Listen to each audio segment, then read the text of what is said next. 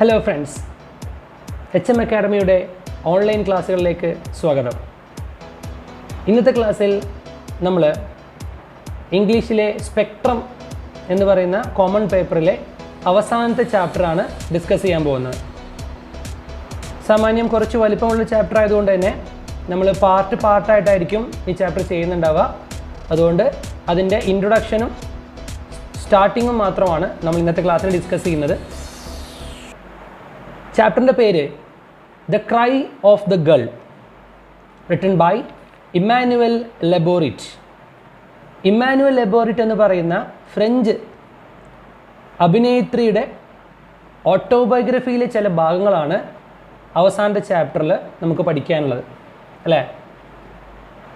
അവസാനത്തെ ചാപ്റ്റർ അവസാനത്തെ മൊഡ്യൂളിലെ തന്നെ ഭാഗമാണ്. അവസാനത്തെ മൊഡ്യൂൾ എന്തിനെ പറ്റിയാണ്? മാർജിനലൈസ്ഡ് സൊസൈറ്റിയെ പറ്റിയാണ്. എന്താണ് മാർജിനലൈസ്ഡ് സൊസൈറ്റി എന്നറിയപ്പെടുന്നത്? എന്താണ് ഉദ്ദേശിക്കുന്നത് കൊണ്ട്? മാർജിനലൈസ്ഡ് എന്നുകൊണ്ട് ഉദ്ദേശിക്കുന്നത് സമൂഹത്തിൽ നിന്ന് പാർശ്വവൽക്കരിക്കപ്പെട്ടത് എന്നാണ്. അതായത് സമൂഹത്തിൽ നിന്ന് മാറ്റി നിർത്തപ്പെട്ടത്. നമ്മൾ ദിനം പ്രതി വാർത്തകളിൽ നിന്ന് കാണുന്നതാണ്. ഒരുപാട് പേരെ സമൂഹത്തിൽ നിന്ന് മാറ്റി നിർത്തപ്പെടുന്നതിൻ്റെ വിഷമങ്ങളും ദുഃഖങ്ങളൊക്കെ നിങ്ങൾ വാർത്തകളിലും ഒരുപാട് കാണുന്നതാണ്, അല്ലേ? ഇതുമായി ബന്ധപ്പെട്ട് മറ്റ് ചാപ്റ്റേഴ്സ് നമ്മൾ പഠിച്ചതാണ്. അതിൽ ഒന്നാമത്തെ ചാപ്റ്റർ മലാല യൂസഫ്സായിയുടെ UN സ്പീച്ച് ആയിരുന്നു, അല്ലേ? അതിലെന്താ പറഞ്ഞത്? പാകിസ്ഥാനിലെ പെൺകുട്ടികൾ അനുഭവിക്കുന്ന ബുദ്ധിമുട്ടുകളെ പറ്റിയായിരുന്നു. രണ്ടാമത്തത് കെയറിങ് ഫോർ അനിമൽസ് എന്ന് പറയുന്ന ജോൺ സിൽക്കിൻ്റെ ഒരു പോയമാണ്. മൃഗങ്ങൾക്കെതിരെയുള്ള അതിക്രമങ്ങളെ പറ്റിയായിരുന്നു അതിനകത്ത് പറഞ്ഞത്. പിന്നീട് നമ്മൾ പഠിച്ചത് അതിലെ മൂന്നാമത്തെ ചാപ്റ്ററിൻ്റെ ഭാഗത്ത് നമ്മൾ പഠിച്ചത് എന്തായിരുന്നു? Average voice in unprotected waters. Anne ടൈലറിൻ്റെ ഒരു ആത്മകഥയാണ്. അതിലൊരു കഥയാണ്, നിങ്ങൾക്ക് ഓർമ്മയുണ്ടാവും. ഒരു കുട്ടിയെ ഓട്ടിസം ബാധിച്ച, അല്ലേ, ഒരു കുട്ടിയെ സ്വന്തം അമ്മ ഒരു ആശുപത്രിയിൽ കൊണ്ടു ചെന്നാക്കുന്ന വികാരനിർഭരമായൊരു കഥയാണ് അതിനകത്ത് പറഞ്ഞത്. തീർച്ചയായിട്ടും അതെല്ലാം നമുക്ക് ഒന്നും കൂടെ റിവൈസ് ചെയ്യണം, എല്ലാം നോക്കാം. അതിൽ നമ്മൾ നോക്കാത്ത അവസാനത്തെ ചാപ്റ്ററാണ് the cry of the girl. The cry of the girl എന്ന് പറയുന്നത് ഇമ്മാനുവൽ ലെബോറിറ്റ് എന്ന് പറയുന്ന അഭിനേത്രിയുടെ ഓട്ടോബയോഗ്രഫിയാണ്. തീർച്ചയായിട്ടും ആ പുസ്തകം മുഴുവൻ നമുക്ക് പഠിക്കാനില്ല. അതിലെ ചില സെലക്ഷൻസ്, ടെക്സ്റ്റ് ചാപ്റ്ററിൻ്റെ ഹെഡ് തന്നെ selections from the cry of the girl. Cry of the girl എന്ന് പറയുന്ന ആത്മകഥയിലെ ചില ഭാഗങ്ങൾ എന്നാണ് ചാപ്റ്ററിൻ്റെ ഹെഡ്. പക്ഷെ തീർച്ചയായിട്ടും അതിലെ പ്രധാന ടോപ്പിക് എന്ന് പറയുന്നത് the cry of the girl, Emmanuelle ലെബോറിറ്റ്.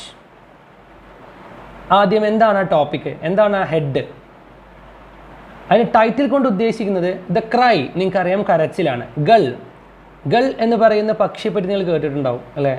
നിങ്ങൾ +1 പഠിച്ചിട്ടുണ്ടാവും ഈ സീഗൾ എന്ന് പറയുന്ന പക്ഷിയെ പറ്റിയൊക്കെ, അല്ലേ? കടൽ കാക്ക, ഒരു തവിടും ചാരനിറത്തിലും വെള്ള നിറത്തിലുമുള്ള ഒരു കടൽ പക്ഷിയാണ് സീഗൾ എന്ന് പറയുന്നത്. സീഗളിൻ്റെ പ്രത്യേകത പറഞ്ഞ പോലെ നടുക്കടലിൽ, ശബ്ദമുള്ള നടുക്കടലിൽ ഉച്ചത്തിൽ നിലവിളിച്ച് പറക്കുന്ന പക്ഷിയാണ് സീഗൾ. തൻ്റെ കടലിലെ ശബ്ദത്തെക്കാൾ ശബ്ദമുണ്ടാക്കി ലോകത്തോട് തൻ്റെ ശബ്ദം കാണിക്കുന്ന പക്ഷിയാണ്. എന്നാൽ അതിൽ പരാജയപ്പെടുന്ന ഒരു പക്ഷി കൂടിയാണ്. കടലിനേക്കാൾ ശബ്ദമുണ്ടാക്കാൻ ശ്രമിക്കുകയും അതിൽ ചിലപ്പോഴെങ്കിലും പരാജയപ്പെടുകയും ചെയ്യുന്ന പക്ഷി. അങ്ങനെയാണ് സീഗൾ അറിയപ്പെടുന്നത്. ഇവിടെ ഞാൻ ഇത്രയും പറയാനുള്ള കാരണം, തീർച്ചയായിട്ടും ഈ പക്ഷിയുടെ ഈ കരച്ചിലിനോടും ഈ ശബ്ദത്തോടും എല്ലാം ഉപമിക്കുന്ന ഒരു കഥയാണ് ഇതിനകത്ത് പറയുന്നത്. നോക്കാം. തീർച്ചയായിട്ടും ഇതൊരു ഓട്ടോബയോഗ്രഫി ആണ് എന്നതുകൊണ്ട് തന്നെ നമ്മൾ ഈ ഓഥറിനെ പറ്റിയുള്ളൊരു ഭാഗം നോക്കാതെ പോകാൻ കഴിയില്ല. നമുക്ക് ഓടിച്ചൊന്ന് നോക്കാം. ടെക്സ്റ്റ് ബുക്ക് ഉള്ള ആളുകൾ എന്ത് ചെയ്യുക? ടെക്സ്റ്റ് ബുക്ക് മുമ്പിൽ വെച്ചിട്ട് ക്ലാസ് കേൾക്കുക. അല്ലാത്തവർ കൂടെ കേട്ട് മനസ്സിലാക്കി വരിക. തീർച്ചയായിട്ടും നിങ്ങൾക്ക് വേണ്ടിയിട്ട് ഭാഗങ്ങൾ ഇവിടെ കാണിക്കുന്നുണ്ട്. എബൌട്ട് ദ ഓഥറെ പറ്റിയും പറഞ്ഞല്ലോ, ഇതൊരു ഓട്ടോബയോഗ്രഫിയാണ്. അതുകൊണ്ട് ഓഥറെ പറ്റി ചെറിയൊരു അറിവുണ്ടാവൽ നിർബന്ധമാണ്. Emmanuelle Laborit was born in Paris on 18 October 1971. 1971 പാരീസിൽ, അല്ലേ, ഫ്രാൻസിലെ പാരീസിലാണ് ഇവർ ജനിക്കുന്നത്. നിങ്ങളൊരു ഫ്രഞ്ചുകാരിയാണെന്നും പാരീസിലാണെന്ന് ജനിച്ചതെന്നും മാത്രം മനസ്സിലാക്കിയാൽ മതി. She is the daughter of Jacques Laborit, a famous psychologist and the granddaughter of Henry Laborit, a famous surgeon. അതായത് ഒരു മികച്ച വലിയ സമ്പന്ന കുടുംബത്തിൽ തന്നെയാണ് ജനിച്ചതെന്ന് കാണിക്കുന്ന ഒരു സൈക്കോളജിസ്റ്റിൻ്റെ മകളാണ്. അതുപോലെ തന്നെ granddaughter of Henri Laborit, famous surgeon, പ്രശസ്തനായ ഒരു ഡോക്ടറിൻ്റെ സർജൻ്റെയൊക്കെ പേരക്കുട്ടിയൊക്കെയാണ്. അതായത് വലിയൊരു കുടുംബത്തിൽ തന്നെയാണ്. തീർച്ചയായിട്ടും നമ്മൾ ചാപ്റ്ററിൽ പറഞ്ഞു ഇതൊരു മാർജിനലൈസ്ഡ്, സമൂഹത്തിൽ നിന്ന് പാർശ്വവൽക്കരിക്കപ്പെട്ട ഒരു കുട്ടിയുടെ അല്ലെങ്കിൽ ആരുടെയോ കഥയാണെന്നല്ലേ. പക്ഷേ സാമ്പത്തികമായിട്ടോ മറ്റു രീതിയിലോ ഒന്നും ഈ കുട്ടിക്കൊരു കുഴപ്പവുമില്ല എന്ന് കാണിക്കുന്നതാണ് കുടുംബ പശ്ചാത്തലം. Even though she was hearing impaired by birth, she became a famous French actress. ഇവിടെയാണ് കഥയിലെ വഴിത്തിരിവ് കിടക്കുന്നത്. Even though she was hearing impaired by birth, ജന്മന ഇവൾക്ക് ചെവി കേൾക്കില്ല. ഇമ്മാനുവലെ ലെബോറിറ്റ് എന്ന് പറയുന്ന ഇവൾക്ക് ജന്മന ചെവി കേൾക്കില്ല. എങ്കിലും she became A famous French actress. എന്തായി? ഇവൾ ഫ്രാൻസിലെ തന്നെ പ്രശസ്തയായ ഒരു അഭിനേത്രിയായി മാറി. She appeared in more than 10 French film since 1994. 1994 മുതൽ 10ഓളം സിനിമകളിൽ, അതായത് ശ്രദ്ധിക്കണം അല്ലേ, ചെവി കേൾക്കാൻ ബുദ്ധിമുട്ടുള്ള, സംസാരിക്കാൻ ജന്മനാ ചെവി കേൾക്കാൻ കഴിയില്ല എന്നതുകൊണ്ട് ഉദ്ദേശിക്കുന്നത് സംസാരിക്കാനും കഴിയില്ല. അതിൻ്റെ ബുദ്ധിമുട്ടുകളൊക്കെ നമുക്ക് കഥയിലൂടെ മനസ്സിലാക്കാം, അല്ലെങ്കിൽ ഓട്ടോബയോഗ്രഫിയിൽ മനസ്സിലാക്കാൻ പറ്റും. എന്നാലും 10ഓളം സിനിമകളിൽ അഭിനയിച്ചു എന്ന് പറയുന്ന ഒരു ഇൻസ്പിറേഷണൽ സ്റ്റോറി കൂടിയാണ് നമ്മൾ പഠിക്കാൻ പോകുന്നത് എന്ന് മനസ്സിലാക്കുക. Marianna Ucria, an air so pure, beyond silence and still Liebe are some of them. സിനിമകളുടെ പേരുകളാണ്, ഇവർ അഭിനയിച്ച ചില സിനിമകളെയാണ് പറയുന്നത്. She is married to Jean Dalric, a French theatre and cine artist. പിന്നീട് ഒരു ഫ്രഞ്ച് നാടക അല്ലെങ്കിൽ സിനിമയിലെ ഒരു അഭിനേതാവായ ജീൻ ഡാർലിക്കുമായി എന്ത് ചെയ്തു? വിവാഹം കഴിയുകയൊക്കെ ചെയ്തു. അതായത് കുടുംബപരമായിട്ടോ സാമ്പത്തികപരമായിട്ടോ സമൂഹത്തിൽ നിന്ന് പാർശ്വവൽക്കരിക്കപ്പെട്ട ഒരു പെൺകുട്ടിയുടെ കഥയല്ല നമ്മൾ പഠിക്കാൻ പോകുന്നത്. പകരം ജന്മനാ തനിക്കുള്ള ഒരു വൈകല്യം കൊണ്ട്, ചെവി കേൾക്കില്ല എന്ന വൈകല്യം കൊണ്ട്, സംസാരിക്കാൻ വ്യക്തമായി കഴിയാത്തതിൻ്റെ ബുദ്ധിമുട്ട് കൊണ്ട് സമൂഹത്തിൽ അല്ലെങ്കിൽ കുടുംബത്തിൽ വീട്ടിൽ അവൾക്കുണ്ടായ ബുദ്ധിമുട്ടുകളെയാണ് ദ ക്രൈ ഓഫ് ദ ഗൾ എന്ന പേര് കൊണ്ട് അല്ലെങ്കിൽ എന്ന ഈ ഓട്ടോബയോഗ്രഫി കൊണ്ട് ഉദ്ദേശിക്കുന്നത്. One of the most distinguishing accomplishment of Emmanuelle Laborate is her autobiography, The Cry of the Girl. ഇവളുടെ തന്നെ ഏറ്റവും പ്രശസ്തമായ എഴുത്ത് എന്ന് പറയുന്നത് തന്നെ ഇവളുടെ ഓട്ടോബയോഗ്രഫിയാണ്. ഈ ഓട്ടോബയോഗ്രഫിയാണ് ലോകപ്രശസ്തമായതും ഇങ്ങനെ ഈ സംസാരിക്കാൻ കഴിയാത്തവർക്ക് അല്ലെങ്കിൽ ചെവി കേൾക്കാത്തവർക്ക് ഇത്രയൊക്കെ ബുദ്ധിമുട്ടുകൾ സമൂഹത്തിൽ അനുഭവിക്കുന്നുണ്ട് എന്ന് മനസ്സിലായതും ഇവളുടെ ഈ ആത്മകഥയിൽ നിന്നാണ്. She begins her autobiography with a simple explanation of different sign language made in her life. ആംഗ്യഭാഷകൾ ജീവിതത്തിൽ എത്രത്തോളം തൻ്റെ ജീവിതത്തിൽ മാറ്റം വരുത്തി എന്ന് പറഞ്ഞുകൊണ്ടാണ് ഇവൾ എന്ത് ചെയ്യുന്നത്? ഇവളുടെ ആത്മകഥ ആരംഭിക്കുന്നത്. With the help of sign language, she writes, I understood that yesterday was behind me and tomorrow was in front of me.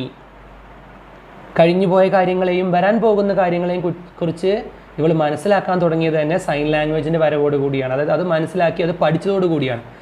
ഇങ്ങനെ പറയുമ്പോൾ ചിലപ്പോൾ ഇവളുടെ ജീവിതത്തെപ്പറ്റി അറിയാത്തത് കൊണ്ട് നമുക്കിത് വ്യക്തമാവില്ല. തീർച്ചയായിട്ടും ഇവളുടെ ജീവിതത്തെപ്പറ്റി ഓട്ടോബയോഗ്രഫി പഠിച്ചു തുടങ്ങുമ്പോൾ നമുക്ക് ഇവൾ പറഞ്ഞ എന്താണെന്നുള്ളതൊക്കെ മനസ്സിലാവും. അതായത് ഭാഷയില്ലാത്തൊരാൾക്ക് ഇന്നലകളോ നാളകളോ ഇല്ല, ഇന്നുകളേ ഉള്ളൂ. നമുക്കത് പറയുമ്പോൾ മനസ്സിലാവില്ല. ഇന്നലത്തെ കാര്യം നമ്മൾ വാദോരാൽ സംസാരിക്കും, ഭാവിയെപ്പറ്റിയും നമ്മൾ ഒരുപാട് സ്വപ്നം കാണും, അല്ലെങ്കിൽ ഒരുപാട് ആളുകളോട് പറയും, കൂടെയുള്ളവരോടെങ്കിലും പറയും, നാളെ എനിക്ക് അതാവണം ഇതാവണം. കഴിഞ്ഞു പോയ കാര്യങ്ങളെപ്പറ്റിയും നിങ്ങൾ പറയും, ഓർമ്മകളൊക്കെ. പക്ഷെ സംസാരമില്ലാത്തവന്, കേൾവിയില്ലാത്തവന് ഇതെല്ലാം വളരെ വളരെ ബുദ്ധിമുട്ടേറിയ കാര്യങ്ങളാണ്. ആ സൈൻ ലാംഗ്വേജ് പഠിച്ചേ പിന്നെയാണ്, ആംഗ്യഭാഷ പഠിച്ചേ പിന്നെയാണ് ഇതെല്ലാം ഞാൻ മനസ്സിലാക്കിയത് എന്നാണ് ഇവൾ പറയുന്നത്. She learned at the age of 7 and soon after she realized that being hearing impaired could be a positive part of her identity.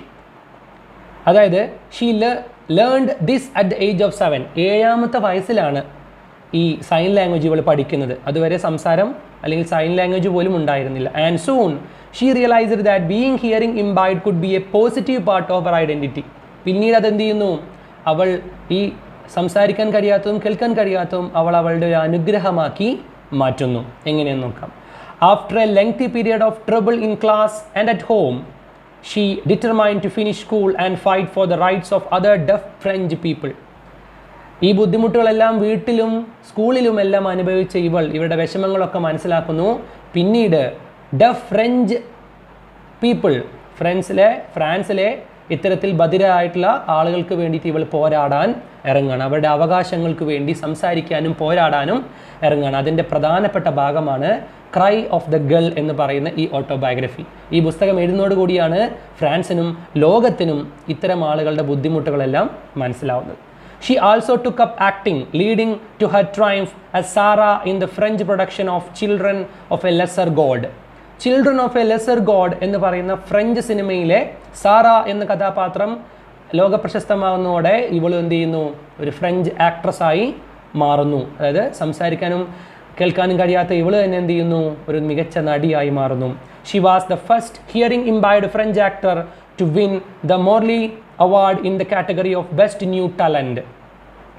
വെറും ഒരു അഭിനേത്രി ആവുക മാത്രമല്ല, പിന്നീട് മോർലി അവാർഡ് എന്ന് പറയുന്ന അല്ലെങ്കിൽ മോൾറി അവാർഡ് എന്ന് പറയുന്ന ഒരു അവാർഡും മികച്ച നവാഗത അഭിനേത്രിക്ക് അല്ലെ പുതുമുഖ നായികയ്ക്കുള്ള അവാർഡ് പോലും ഇവർക്ക് പിന്നീട് കിട്ടുകയുണ്ടായി. Her book The Cry of the Girl is both a revealing and encouraging story for young people everywhere. ഇത് ഇത്തരം ബുദ്ധിമുട്ടുള്ള ആളുകൾക്ക് മാത്രമല്ല, തീർച്ചയായിട്ടും ഓരോ ചെറുപ്പക്കാരനും ചെറുപ്പക്കാരിക്കും ഉത്തേജനം നൽകുന്ന ഇൻസ്പയറിംഗ് ആയിട്ടുള്ള ഒരു സ്റ്റോറിയാണ് ക്രൈ ഓഫ് ദ ഗേൾ എന്നാണ് ഇവിടെ പറയുന്നത്. അതായത് ഇത് ഇത്തരം ബുദ്ധിമുട്ടുള്ളവർക്കല്ല, നമുക്കെല്ലാവർക്കും ഈ എല്ലാ അനുഗ്രഹങ്ങളും ദൈവം തന്ന മറ്റെല്ലാവർക്കുമുള്ളൊരു പാഠം കൂടിയാണ് ഇമ്മാനുവൽ ലെബോററ്റിൻ്റെ ഈ കഥ, ഈ ജീവിതം എന്ന് പറയുന്നത്. സോ തീർച്ചയായിട്ടും ഒരുപാട് ആളുകളുടെ ഇൻസ്പിറേഷൻ സ്റ്റോറി കേട്ട നമുക്ക് കേൾക്കേണ്ട ഒരു കഥ തന്നെയാണ് ഇമ്മാനുവൽ ലെബോററ്റിൻ്റെ ചെറുപ്പകാലം മുതലുള്ള അവളുടെ കഥ. ഏകദേശം ഇവളുടെ ഒരു കാര്യങ്ങളൊക്കെ നിങ്ങൾക്ക് മനസ്സിലായി എന്ന് വിചാരിക്കുന്നു. ഇനി നമുക്ക് ചെറുതായിട്ട് ഇതിൻ്റെ ഭാഗത്തിലേക്ക് ഒന്ന് കയറി നോക്കാം. കുറച്ച് ഫസ്റ്റ് പാർട്ടിൽ ഇന്നത്തെ ക്ലാസ്സിൽ നമ്മൾ അതിൻ്റെ തുടക്കം ഭാഗം മാത്രമാണ് സംസാരിക്കുന്നത്. ബാക്കി ഭാഗം നമ്മൾ വരുന്ന ക്ലാസ്സുകളിൽ ഡിസ്കസ് ചെയ്യുന്നതായിരിക്കും കേട്ടോ. തുടർച്ചയായിട്ട് നിങ്ങൾക്ക് ഓരോ ഭാഗങ്ങളായിട്ട് അടുത്ത വരുന്ന ദിവസങ്ങളിൽ വരുന്നതായിരിക്കും. ഓക്കെ, അപ്പോൾ നമുക്കിനി ചാപ്റ്ററിലേക്ക് കടക്കാം. Selections from the cry of the girl പറഞ്ഞു. ക്രൈ ഓഫ് ദ ഗേൾ എന്ന് പറയുന്ന ഇമ്മാനുവൽ ലെബോററ്റിൻ്റെ ആത്മകഥയിലെ ചില ഭാഗങ്ങൾ മാത്രമാണ് നമ്മളിവിടെ പഠിക്കുന്നത്. ഓക്കെ, അപ്പോൾ ഇതിനെ കഷ്ണമായിട്ട് തുടർച്ചയായിട്ട് പോകുന്ന കഥകളല്ല, പാർട്ടായിട്ടാണ് കഥകൾ പോകുന്നത്. അതുപോലെ നമുക്കും എന്ത് ചെയ്യാം, പറഞ്ഞ് പോകാം. I let out screams, lots of them, real ones. I let out screams, ഞാൻ അലറിക്കരയും. ലോഡ്സ് ഓഫ് ദം, ഒരുപാട്.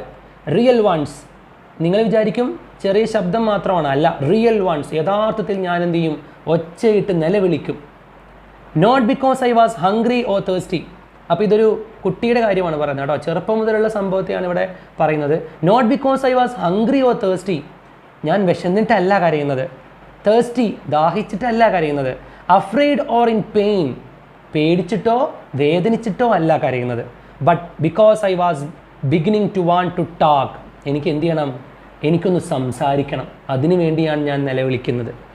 എല്ലാവരും വിചാരിച്ചത് അല്ലേ, ഒരു കുഞ്ഞ് കരയുമ്പോൾ നമ്മൾ എന്താ വിചാരിക്കുക, അതിന് വിശക്കുന്നുണ്ട്, അല്ലെങ്കിൽ അതിന് വേദനിച്ചിട്ടായിരിക്കാം, പേടിച്ചിട്ടായിരിക്കാം എന്നൊക്കെ നമ്മൾ വിചാരിക്കും അല്ലേ.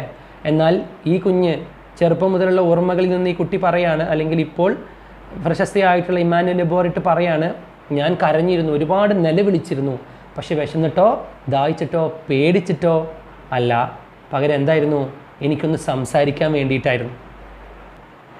I wanted to hear myself, എനിക്ക് എന്നെ തന്നെ കേൾക്കണമായിരുന്നു. But the sounds I was making were in rebounding back to me, പക്ഷേ ഞാൻ പറയുന്ന ശബ്ദങ്ങളൊന്നും എന്ത് ചെയ്യുന്നില്ല, എന്നിലേക്ക് തിരിച്ചു വരുന്നില്ല. റീബൗണ്ടിങ് എന്ന് പറഞ്ഞാൽ തിരിച്ചു വരിക.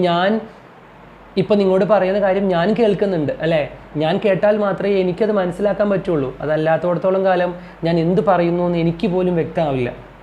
മനസ്സിലാക്കാൻ ഇത്തിരി പാടാണ് അല്ലേ. നമുക്ക് ഈ കഴിവുള്ളത് കൊണ്ട് തന്നെ നമുക്ക് അതിൻ്റെ പ്രാധാന്യം എത്രത്തോളം ഉണ്ടെന്ന് അറിയില്ല. ഇവൾ നിലവിളിക്കുന്നത് അവളുടെ ശബ്ദം അവൾക്ക് തന്നെ ഒന്ന് കേൾക്കാൻ വേണ്ടിയിട്ടാണ്. എന്നാലല്ലേ അവൾക്ക് മനസ്സിലാക്കാൻ പറ്റുള്ളൂ എനിക്ക് സംസാരിക്കാൻ പറ്റുന്നുണ്ട്. But the sounds I was making were in rebounding back to me, പക്ഷേ എന്ത് ചെയ്യുന്നില്ല, അവയൊന്നും എന്നിലേക്ക് പോലും തിരിച്ചു വരുന്നില്ല. I could feel the vibrations, എനിക്ക് എന്തുണ്ട്, വൈബ്രേഷൻസ് ഉണ്ട് ഇല്ലേ. നമ്മൾ നിലവിളിച്ച് കഴിഞ്ഞാൽ നമുക്കൊരു വൈബ്രേഷൻ ഉണ്ടാവും. ചെവി പൊത്തി കഴിഞ്ഞാൽ നമുക്ക് എന്ത് ചെയ്യാൻ പറ്റും, തലയുടെ ഒരു വൈബ്രേഷൻ കിട്ടും അല്ലേ. വൈബ്രേഷൻ എനിക്ക് കിട്ടുന്നുണ്ട്. I knew I was screaming but the sounds didn't mean a thing to my mother and father, എനിക്കറിയാം ഞാൻ നിലവിളിക്കുന്നുണ്ട്, പക്ഷേ എൻ്റെ ഈ ശബ്ദം എൻ്റെ അച്ഛനും അമ്മയ്ക്കും എന്തിനാണെന്ന് മനസ്സിലാവുന്ന പോലും ഇല്ല. A thing to my mother and father. ഒന്നും അവർക്ക് എന്ത് ചെയ്യുന്നില്ല, ഡിഡിൻറ്റ് മീൻ എ തിങ്. ഞാൻ എന്തിനാണ് ഈ ശബ്ദം ഉണ്ടാക്കുന്നതെന്ന് എൻ്റെ അച്ഛനും അമ്മയ്ക്കും എന്ത് ചെയ്യുന്നില്ല, മനസ്സിലാവുന്നില്ല. To them they were like the piercing cries of a seabird, like a seagull gliding over the ocean. To them they were like the piercing cries of a gull. അവർക്ക് എൻ്റെ നിലവിളി എന്താണ്, ഒരു സീകൾ പക്ഷിയുടെ നിലവിളി പോലെയാണ് അല്ലേ. ഞാൻ പറഞ്ഞു നല്ല ശബ്ദമുണ്ടാക്കുന്ന, ഉച്ചത്തിൽ ശബ്ദമുണ്ടാക്കുന്ന, കടലിനേക്കാൾ ശബ്ദമുണ്ടാക്കുന്ന ഒരു പക്ഷിയാണ്, ശബ്ദമുണ്ടാക്കാൻ ശ്രമിക്കുന്ന ഒരു പക്ഷിയാണ് ഈ പറഞ്ഞ സീകൾ അല്ലെങ്കിൽ സീ ബേർഡ്. ഈ പക്ഷിയുടെ ശബ്ദത്തിൻ്റെ കരച്ചിൽ പോലെ അല്ലെ, അവരുടെ കരച്ചിൽ പോലെയാണ് എന്ത് ചെയ്യുന്നത്, അച്ഛനും അമ്മയ്ക്കും തോന്നിയത്. പേസിങ് എന്ന് പറഞ്ഞാൽ രൂക്ഷമായ, അതിന് തുളച്ചു കയറുന്നതിനാണ് പേസിങ് എന്ന് പറയുക. To them, they were like the piercing cries of a seabird, like a gull gliding over the ocean. കടലിന് മുകളിലൂടെ തെന്നി തെന്നി പറന്നു പോകുന്ന ഉടൽ കടൽക്കാക്കയുടെ നിലവിളി ശബ്ദം പോലെയാണ് അവർക്ക് തോന്നുന്നത് എൻ്റെ ശബ്ദത്തെ. So they nicknamed me Mouette. അതുകൊണ്ട് ആ സീഗൽ പക്ഷിയുടെ ശബ്ദം പോലെ എൻ്റെ ശബ്ദം, നിലവിളി ശബ്ദം ഉള്ളതുകൊണ്ട് അവരെനിക്കൊരു പേരിട്ടു, ഒരു ചെല്ല പേരിട്ടു, Mouette, which means seagull in French. ഈ മൗറ്റേ എന്ന വാക്കിൻ്റെ അർത്ഥം ഫ്രഞ്ച് ഭാഷയിൽ സീഗൾ എന്നാണ്. അതായത് സീഗൾ പക്ഷിയുടെ ശബ്ദം ഉണ്ടാക്കുന്ന എന്നെ അവരെന്ത് വിളിച്ചു, മൗറ്റേ. ഫ്രഞ്ച് ഭാഷയിൽ സീഗൾ എന്ന് അർത്ഥമുള്ള ആ പേരിട്ട് അവരെന്നെ വിളിക്കാൻ തുടങ്ങി. The little seagull shrieked above an ocean of noises. Shrieked എന്ന് പറഞ്ഞാൽ സ്ക്രീംഡ്, അലറുക എന്നർത്ഥം.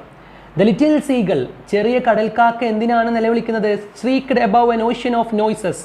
ശബ്ദമുണ്ടാക്കുന്ന കടലിന് മീതെ ശബ്ദമുണ്ടാക്കി പറക്കുന്ന ഈ പക്ഷി, ഷീ കുഡിൻറ്റ് ഹിയർ, അവൾക്ക് എന്ത് ചെയ്യാൻ കഴിയില്ല, അവളുടെ ശബ്ദം പോലും കേൾക്കാൻ കഴിയില്ല. And no one understood her cries. എന്തിനാണ് സീഗൾ ബേർഡ് കരയുന്നത് എന്ന് ലോകത്തിനും അറിയില്ല. എന്ന് പറഞ്ഞാൽ എന്താ, ഈ സീഗളിനെ ഇവിടെ ഒരു സിമ്പലായിട്ട് കാണല്ലേ. ഇവിടെ നമ്മുടെ ഇമ്മാനുവൽ ലബോറട്ടറി തന്നെ ഒരു സീഗളാണ്. താൻ ശബ്ദമുണ്ടാക്കി നിലവിളിക്കുന്നു തനിക്ക് കേൾക്കാൻ വേണ്ടി, പക്ഷേ എന്ത് ചെയ്യുന്നില്ല, കേൾക്കുന്നില്ല എന്ന് മാത്രമല്ല മറ്റുള്ളവർക്ക് മനസ്സിലാകുന്നുമില്ല നിലവിളിക്കുന്നത് എന്തിനാണെന്ന്. അവൾക്ക് എന്തിനാണ്, അവൾക്കൊന്ന് കേൾക്കാനാണ്, ശബ്ദമുണ്ടാക്കാനും സംസാരിക്കാനുമുള്ള ആഗ്രഹം കൊണ്ടാണ്. You were a very beautiful baby my mother recalls. എൻ്റെ അമ്മ എപ്പോഴും പറയും നീ നല്ല ഭംഗിയുള്ളൊരു കുട്ടിയായിരുന്നു. It was an easy birth, സുഖപ്രസവമായിരുന്നു. You weighed 7 pounds 11 ounces. അതൊരു പെർഫെക്റ്റ് വെയിറ്റ് ആയിരുന്നു. ഒരു കൊച്ചുകുട്ടിയുടെ കാര്യം പറയുമ്പോൾ, പ്രസവം കഴിഞ്ഞ ശേഷം പറയുമ്പോൾ എല്ലാവരും അറിയേണ്ട കാര്യങ്ങളാണല്ലോ ഇപ്പോൾ ഈ പറഞ്ഞതെല്ലാം. കാണാൻ ഭംഗിയുള്ള, സുഖപ്രസവമായ, അത്യാവശ്യം കനമൊക്കെയുള്ള, വെയിറ്റൊക്കെ ഉള്ളൊരു കുഞ്ഞായിരുന്നു നീ. You cried when you were hungry. നീ വിശക്കുമ്പോൾ കരയാറുണ്ടായിരുന്നു. You laughed and babbled like other babies. എല്ലാ കുഞ്ഞുങ്ങളെയും പോലെ നീ ചിരിക്കും നന്നായിട്ട്. അതുപോലെ തന്നെ ബേബിൾ, നമുക്ക് മനസ്സിലാവാത്ത വിധം സംസാരിക്കുന്നതാണ് ബേബിൾ. കൊച്ചുകുട്ടികൾ ഇങ്ങനെ പിറുപിറുക്കുന്ന, അല്ലെ, നമുക്ക് ആർക്കും മനസ്സിലാവാത്ത രീതിയിൽ അവരുടെ അച്ഛനമ്മമാർക്ക് മാത്രം മനസ്സിലാവുന്ന ഒരു സംസാരമില്ലേ കൊച്ചുകുട്ടികൾക്ക് 1 വയസ്സ് വരേക്ക്. അതുപോലെ നീയും എന്ത് ചെയ്യുന്നു, ബേബിൾ സംസാരിച്ചിരുന്നു. യു വർ ഹാപ്പി. നീ നല്ല ഹാപ്പി ആയിട്ടാണ്, അതായത് കൊച്ചുകുട്ടിയായ ലബോറട്ടറിനോട് അമ്മ പറയാണ് നീ നല്ല സന്തോഷത്തിലാണ് ജീവിച്ചിരുന്നത്. We didn't realise right away. പക്ഷെ ഞങ്ങൾക്ക് ആദ്യം ഒന്നും മനസ്സിലായില്ല. We just thought you were well behaved because on evenings when we have friends over you had slept soundly even with the music blaring in the living room. അതിനൊരു സംഭവമായിട്ട് അമ്മ ഓർക്കുകയാണ്, പഴയൊരു കാര്യം മകളോട് പറയാണ്. ഞങ്ങൾ വിചാരിച്ചത് നീ നല്ലൊരു കുട്ടി ആയതുകൊണ്ടാണ് എന്നാണ്. അതായത് we just thought we were well behaved. നീ നല്ലൊരു കുട്ടി, നീ നല്ല പെരുമാറുന്ന ഒരു കൊച്ചുകുട്ടിയാണ് എന്നാണ് ഞങ്ങൾ ചെറുപ്പത്തിൽ വിചാരിച്ചത്. കാരണം സുഹൃത്തുക്കളൊക്കെ നമ്മുടെ വീട്ടിൽ വരുമ്പോൾ അവിടെ പാട്ടും ചെറിയ ബഹളവും ഒക്കെ ഉണ്ടാവും. പക്ഷെ അപ്പോഴൊക്കെ നീ എന്ത് ചെയ്യും, അപ്പുറത്തെ റൂമിൽ സുഖസുന്ദരമായി ഉറങ്ങും. ഞങ്ങൾ വിചാരിച്ച എന്ത് നല്ല കുട്ടിയാണ്, ആരും ശല്യം ചെയ്യുന്നൊന്നും ബുദ്ധിമുട്ടില്ലാതെ, അല്ലേ, കൊച്ചുകുട്ടികളൊക്കെ പെട്ടെന്ന് ശബ്ദം കേട്ടാൽ എണീക്കുകയൊക്കെ ചെയ്യും. എന്നാൽ അങ്ങനെയൊന്നും എണീക്കാത്ത ഒരു നല്ല കുട്ടിയാണ് നീ എന്ന വിചാരത്തിലാണ് ഞങ്ങൾ സന്തോഷത്തിൽ ജീവിച്ചുകൊണ്ടിരുന്നത്. Which was next to the room where you were sleeping. നീ ഉറങ്ങുന്നതിന് തൊട്ടപ്പുറത്ത് ലിവിങ് റൂമിൽ ഞങ്ങൾ പാട്ടും ബഹളവും പാർട്ടിയൊക്കെ ആയിട്ട് പോകുമ്പോഴും നീ ഇപ്പുറത്തിരുന്ന് സുഖമായി ഉറങ്ങാറുണ്ടായിരുന്നു. We were proud to have such a baby, such a good baby. ഇത്തരം നല്ലൊരു കുട്ടിയെ കിട്ടിയതിൻ്റെ സന്തോഷത്തിലായിരുന്നു ഞങ്ങളിങ്ങനെ പ്രൗഡായിട്ട് അഭിമാനത്തോടെ എന്ത് ചെയ്യായിരുന്നു, എല്ലാവരും പറയുമായിരുന്നു ഞങ്ങളെ കൊച്ചുകുട്ടി എത്ര ശബ്ദം ഉണ്ടാക്കിയാലും എന്ത് ചെയ്യില്ല, അവൾ ബഹളം വെക്കില്ല, അവൾ കിടന്ന് ഉറങ്ങിക്കോളും. പക്ഷേ പ്രശ്നം എന്താണെന്ന് നമുക്കറിയാം. We thought you were normal because you had to turn your head whenever a door slammed. ഞങ്ങൾ വിചാരിച്ചത് നിനക്കൊരു കുഴപ്പവുമില്ല എന്നാണ്. കാരണം ഒരു വാതിലടയ്ക്കുമ്പോൾ നീ എന്ത് ചെയ്യുന്നു? വാതിൽ ആരെങ്കിലും നടക്കുമ്പോൾ നീ കളിച്ചുകൊണ്ടിരിക്കുകയാണ് നിലത്തെങ്കിൽ നീ എന്ത് ചെയ്യും? തിരിഞ്ഞു നോക്കും. We thought you were normal. നീ നോർമൽ ആണെന്നാണ് ഞങ്ങൾ വിചാരിച്ചത്. Because you had to turn your head whenever a door slammed. ഒരു വാതിലടയ്ക്കുകയാണെങ്കിൽ നീ എന്ത് ചെയ്യും? ചാടി എണീക്കും. We didn't know it was because you could feel the vibrations and drafts on the floor. പക്ഷെ ആദ്യം ഞങ്ങൾക്ക് മനസ്സിലായില്ല ഭൂമിയിൽ അല്ലെങ്കിൽ ആ റൂമിൽ കിട്ടുന്ന വാതിൽ കടക്കുമ്പോൾ കിട്ടുന്ന വൈബ്രേഷൻ കൊണ്ടാണ്, അല്ലെങ്കിൽ ഡ്രാഫ്റ്റ് അത്തരത്തിലുള്ള ചെറിയ ശബ്ദങ്ങളോ ചെറിയ വൈബ്രേഷനോ കൊണ്ടാണ് നീ എന്ത് ചെയ്യുന്നത്? ചെറിയ മൂവ്മെൻറ്റ് കൊണ്ടാണ് നീ തിരിഞ്ഞു നോക്കുന്നതെന്ന് ഞങ്ങൾക്ക് ആദ്യം മനസ്സിലായില്ല. വെർ യു ആർ പ്ലേയിങ്, നീ കളിച്ചുകൊണ്ടിരിക്കുമ്പോൾ തിരിയാനുള്ള കാരണം ശബ്ദം കേൾക്കുന്നതുകൊണ്ടല്ല, ആ വൈബ്രേഷൻ കിട്ടുന്നത് കൊണ്ടാണെന്ന് ഞങ്ങൾക്ക് പിന്നീടാണ് മനസ്സിലായത്.